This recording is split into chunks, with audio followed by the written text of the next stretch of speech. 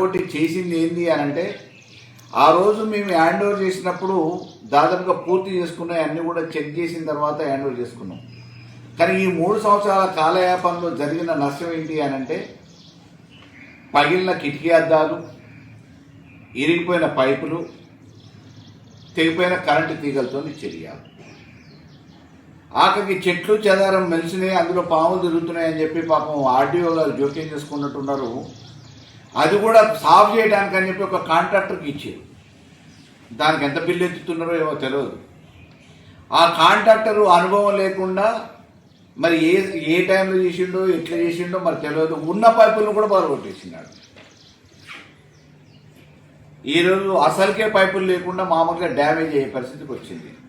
ఇవాళకి ఈరోజు ఇచ్చినప్పటికీ ఆడ కరెంటు సరిగా లేదు, ఇళ్లలో మీరే చేసుకోవాలని చెప్పి చెప్తా ఉన్నారు.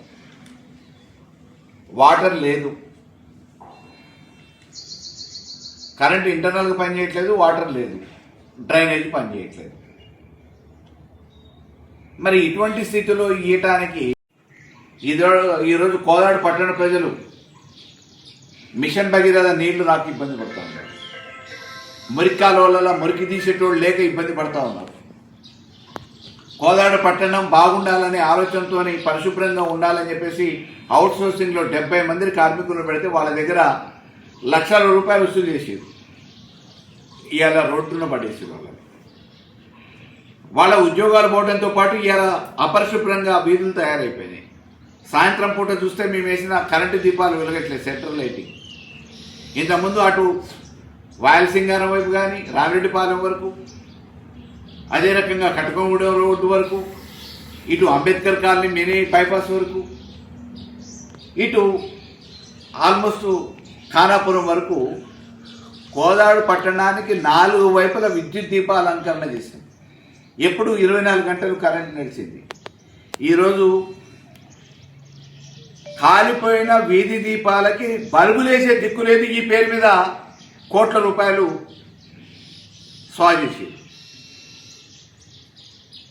ఇలా ఆశ్చర్యం ఏంటంటే, సెంట్రల్ ఉంది, గ్రామ పంచాయతీలలో ప్రాతినిధ్యం వహించే సర్పంచులు తీర్మానం చేసి ఎక్కడ వేసుకోవాలో వాళ్ళకి ఎన్ని వచ్చినాయి అనేది, మీరు కాంట్రాక్టర్ ఎవరికి ఇచ్చారో, ఎన్ని బల్బులు ఇస్తున్నారో, దాని కాంట్రాక్ట్ వెనుక ఉన్న మాయ ఏందో అది అందరికీ తెలుసు. దాని గురించి మేము ఇప్పుడు మామూలుగా మాట్లాడదలుచుకోలేదు. ఎందుకంటే మీ భాగవతమే అవినీతి భాగవతం.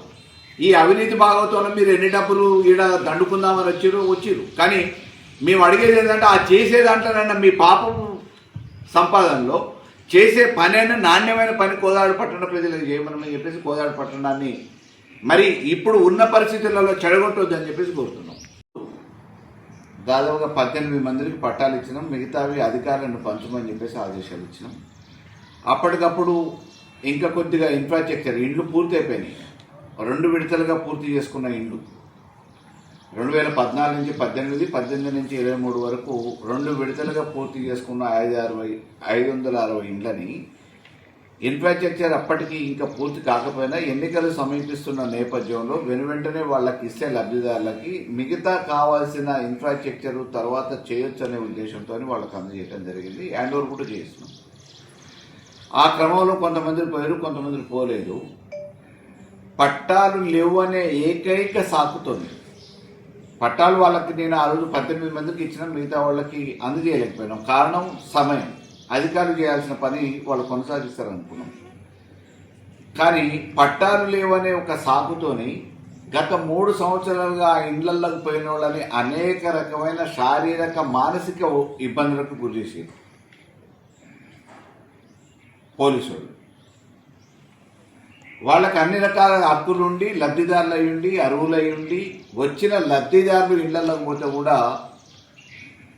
ఇళ్ల నుంచి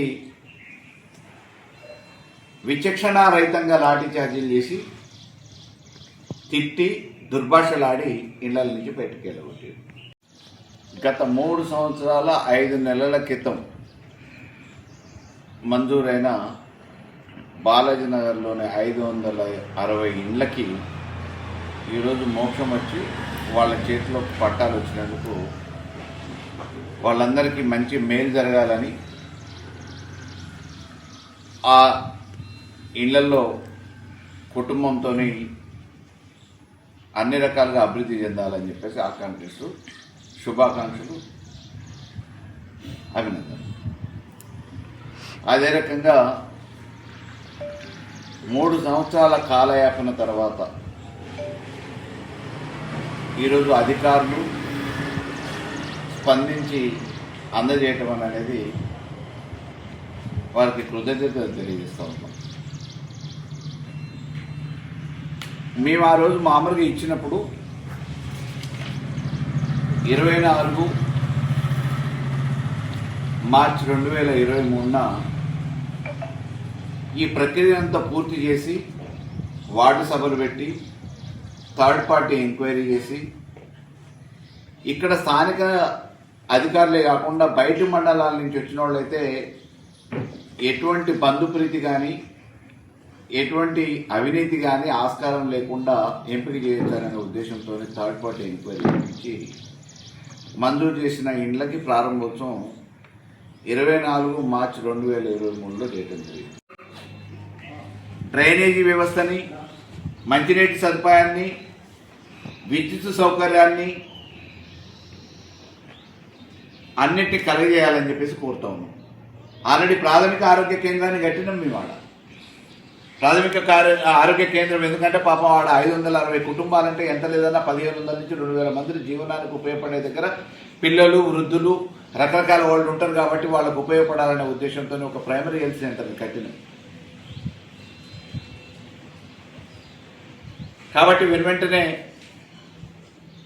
అధికారులు జోక్యం చేసుకొని మౌలిక సదుపాయాలు కలుగజేయాలి. రెండోది ఈ నాసిరక పనులను ఆపాలి.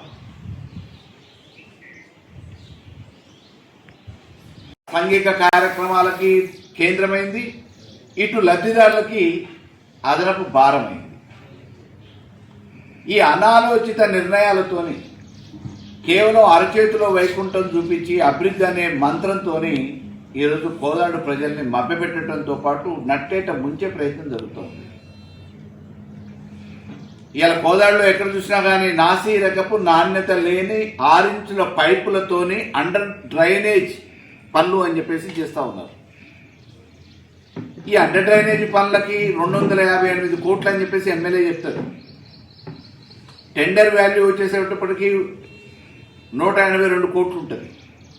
పొంతన లేని ప్రకటనలతోని ప్రజల్ని తప్పుదోవ పట్టిస్తున్న పద్మావతి రెడ్డి గారు మరి వారికి స్వతహాగా నేను ఇంజనీర్ అంటది. ఆ పైపులు అసలు ఇంట్లో వేసుకోవడానికి కూడా పనికిరాని పైపుల్ని 4 బజార్లకి 4 ఇండ్లకి ఒక్కొక్క బజార్లో అటువైపు ఉన్న ఇండ్లు ఇటువైపు ఉన్న ఇండ్లు కలిపితే 10 ఇండ్లు 20 ఇండ్లు ఒక్కొక్క బజార్లో అవుతాయి. రేపు భవిష్యత్తులో ఖాళీ ప్లాట్లు ఉంటే ఆ ఖాళీ ప్లాట్లలో కూడా ఇల్లు అవుతాయి. మరి ఇంతమందిని ఆ డ్రైనేజ్ వాటరు వాడుకున్న నీళ్లు పోవటానికి ఉపయోగపడుతుందా? మొక్కుబడిగా చేసి కోదాడు ప్రజానికాన్ని ఉన్న రోడ్లను ఎడగొడుతున్నారు. రేపు ఎట్టి పరిస్థితులలో ఆ పైపులు పనిచేయవు, ఆ డ్రైనేజీ వ్యవస్థ పనిచేయదు. ఇది కేవలం నాసిరకపు పనులతోని చేతులు దులుపుకోవడానికి, జేబులు నింపుకోవడానికి చేస్తున్న ప్రయత్నం. కోదాడు ప్రజల్ని, పట్టణ ప్రజల్ని ఇంకా ఎన్నో ఇబ్బందులకు గురి చేయడానికి చేస్తున్న ఈ అండర్ డ్రైనేజ్ పనులని నాణ్యత లేవు అని చెప్పేసి మేము వెంటనే ఆపాలి, విచారణ చెయ్యాలి అని చెప్పేసి అధికారులను డిమాండ్ చేస్తూ గతంలో ఒక 10-15 రోజుల క్రితం నేనే ఇట్లే పత్రికా విలేకరుల సమావేశం పెట్టడం జరిగింది. ఊరుకు లేదు, పలుకు లేదు. అయినా బజార్లలో రోడ్లు బాగా పెడుతూనే ఉన్నారు, పైపులు మాత్రం పరుస్తూనే ఉన్నారు. అందులో ఏమైనా సైజులు పెరిగినాయా అంటే ఏం సైజులు జరగలేదు. అందుకే మేము ప్రత్యక్షంగా పట్టణ ప్రజలకు చెప్తా ఉన్నాం, రేపు అనుభవించబోయేది మీరు, ఇబ్బంది పడేది మీరు. మీకోసం ఎవరో వచ్చి ఏదో చేస్తారు అని చెప్పేసి ఊహించిన దానికంటే మీ ఇంటి ముందు జరుగుతున్న అన్యాయాన్ని మీరే ఈరోజు నిలదీయాలి. అధికారులకి ఆ పనిచేస్తున్న కాంట్రాక్టులకు అడ్డం తిరగాలి. మేము బీఆర్ఎస్ ప్రత్యక్షంగా పోరాటానికి సిద్ధమవుతుంది. పనులని మీరు నాణ్యమైన పనులను చేయండి, నాసిరక పనులను మానేయండి, కమిషన్లకు కక్కుర్తు పడటం మానేయండి, జేబులు నింపుకోవాలనే ఆలోచన మానేయండి. కోదాడు పట్టణ ప్రజలకి ఉపయోగకరంగా ఉండే అండర్ డ్రైనేజ్ వ్యవస్థని తయారు చేయండి. మేము కూడా స్వాగతిస్తాం. అంటే ఇవాళ మున్సిపల్ రికార్డులు మొత్తం తీసి చూసినా కానీ తెలుస్తుంది, 2019లో మాత్రమే కోదాడు ప్రతి వీధి సందు గొందు ప్రతి దాని సిమెంటు రోడ్లను వేసినాం, డ్రైనేజీ వ్యవస్థను మెరుగుపరిచినాం, విద్యుత్ దీపాలు విద్యుత్ స్తంభాలు లేని కాడ విద్యుత్ స్తంభాలు వేసినాం.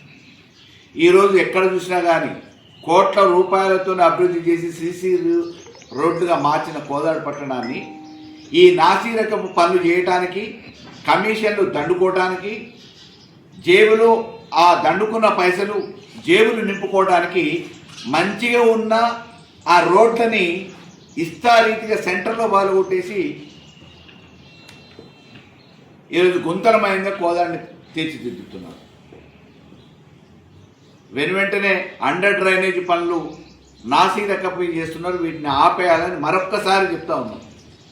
మేము ప్రత్యక్ష ఆందోళనకి శ్రీకారం చుట్టక ముందే అధికారులు వెంటనే చొరవ తీసుకొని నాయకులు చేస్తున్న దానికి ఒత్తాసు పలికే పరిస్థితి కాకుండా వెంటనే నాసిరకపు నాణ్యత లేని పనులు నిర్వహిస్తున్న కాంట్రాక్టర్ని పిలిచి పనులాపుతారా, లేకపోతే స్వచ్ఛందంగా అధికారులు నోటీస్ ఇచ్చి అక్కడ కావాల్సిన డిజైన్ని తయారు చేసి ఏది సరిపోతుందో దానికి అనుగుణంగా పనులు చేపిస్తారో చెప్పేయండి. లేకపోతే ప్రత్యక్ష ఆందోళనకు శ్రీకారం చుట్టాం. అదే రకంగా డబుల్ బెడ్రూమ్లో కూడా మీరు అభివృద్ధి ప్రదాతలు అని చెప్పుకుంటున్నారు. తిప్పి కొడితే 50-60 లక్షల రూపాయలు ఆడ ఖర్చు పెడితే నిధులు మంజూరు చేపిస్తే కలెక్టర్ దగ్గర నుంచో ఇంకా ఇతరత్ర ఎమ్మెల్యే ఫండ్ నుంచి కూడా ఇవ్వచ్చు. మీరు చిట్టి రాస్తే ఫోన్ల మీద అభివృద్ధి ప్రదాతలు మేము కోట్ల రూపాయలతో అభివృద్ధి చేయగలుగుతామని చెప్పేసి హామీలు ఇచ్చి పేపర్లలో ప్రకటనలు ఇచ్చుకుంటున్న మీరు ఈ సామాన్యుల పట్ల ఎందుకింత నిర్లక్ష్యం?